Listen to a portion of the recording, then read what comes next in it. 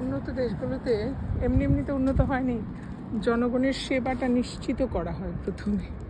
এই যে এটা হলো পাশ দিয়ে আন্ডারপাস, তারপরে এটা হলো এই যে ওয়াকিং, আর এটা হলো এই যে সাইকেল, এই পাশ দিয়ে সাইকেল। এরপর এই হলো ওই যে ওই পাশে এই যে বাস, প্রাইভেট কার, এগুলো নিশ্চিত করা হয়েছে।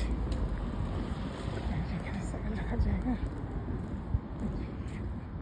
প্রশস্ত ফুটপাথ। একটা রাষ্ট্র তো এমনি এমনি হয়ে যায় না, একটা রাষ্ট্রের কিছু বৈশিষ্ট্য আছে। বাচ্চাদের মাথার উপরে এসে প্লেন ছেড়ে দিলে তাকে পাইলট বলা যাবে না, আর বলা যাবে না যে এটা একেবারে লেখা গিফটেড। নো, কিছু কর্মফল আছে, মানুষের অপকর্মের দায় গিয়ে অন্যের উপরে দিয়ে দেওয়া হয়, জনগণের সেবাটা নিশ্চিত করা হয়। সাইকেল, এই যে সাইকেলটা একেবারে আন্ডারপাস দিয়ে গিয়ে একেবারে ওই দিকে করে চলে যাবে, ওই দিক দিয়ে যে ঢুকে যাবে, ঢুকে গিয়ে বের হওয়ার রাস্তাটা অনেক দূর গিয়ে একেবারে বের হতে পারবে। আর আমি এখানে হেঁটে হেঁটে চলে যাব। এই যে যাদের হালকা পরিবহন সাইকেল, ওরা চলে গেল ওই দিক দিয়ে, এই আন্ডারপাস দিয়ে, ওই সোজা যারা পার হবে ওরা চলে গেল। আর ওই দিক দিয়ে প্রাইভেট কার ওগুলো যাচ্ছে, আমি এই যে এই রাস্তাটা ধরে হেঁটে যাব। আর এই যে আন্ডারপাসটা, এই যে আন্ডারপাসটা, এটা অনেক দূর গিয়ে থামবে, ওখানে কোনো ঝামেলা করবে না কাউকে, নিচ দিয়ে তারা চলে গেল।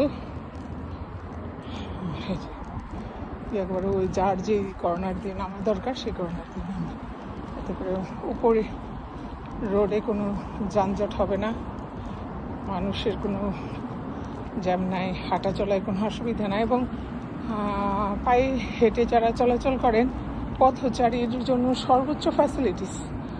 আমি তো এশিয়ান কান্ট্রি থেকে এসেছি, সো আমরা গাড়ি টাড়ির ফাঁক দিয়ে একটু দৌড় দিয়ে চলে যাওয়া বা কোনো রকম জীবনটা নিয়ে চলে যে রাস্তা পার হতাম, কেউ সাইড দিত না। এমনকি পথচারী পারাপারের জায়গাটা তো এসে গাড়ি দাঁড়ায় থাকতো। আর এখানে হলো পথচারী পারাপার হতে পারে, রাস্তায় একজন পথচারীকে দেখলে গাড়ি দুপাশে দাঁড়ায় যায়। আমি অনেক সময় লজ্জা পাই, কারণ আমি আমার দেশ থেকে আসছি যেখানে পথচারীর কোনো সুযোগই নেই, যেখানে পেশি শক্তি এবং অর্থের, কালো টাকার জোর, যার যত বড় গাড়ি, যে যত বেশি চোর, তাকে মানুষ সমীহ করবে, এটা আশা করে। কিন্তু এখানে হলো যে পথচারী একজন যেতে পারে, রাস্তা পার হতে পারে, এই সম্ভাবনা থেকে সব গাড়ি দাঁড়ায় যায়। গাড়িকে যেতে বললেও যায় না, আমাকে যেতে বলে, মানে পথচারী আগে যাবে, এইগুলো শিক্ষা আর কি। এই যে আমি যে আন্ডারপাসটা কথা বলেছিলাম, সেটা করে আরো অনেক দূর গিয়ে ওই দিক দিয়ে শেষ হবে।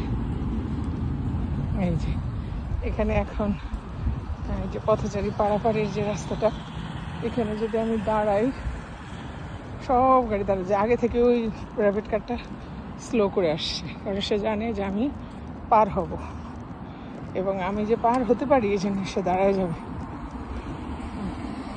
ও আচ্ছা, এটা হলো না, ওই পাশে দাঁড়ায় গেছে। যাই তো দাঁড়ায় যায় সব সময়, ওইটাই দেখি আর কি।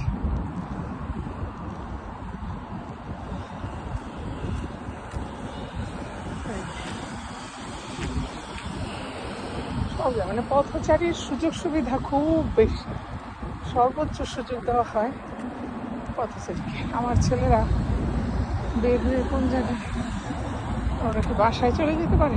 ওদের এখন নতুন নতুন মোবাইলে নেট পেয়ে ওরা আর একটা নাম, এই যে ওই আন্ডারপাসটা এসে এই দিক দিয়ে শেষ হলো, এতটা রাস্তা পরে এখানে দিয়ে যে দিক দিয়ে ওঠা, এটাই নিয়ে হোটেল।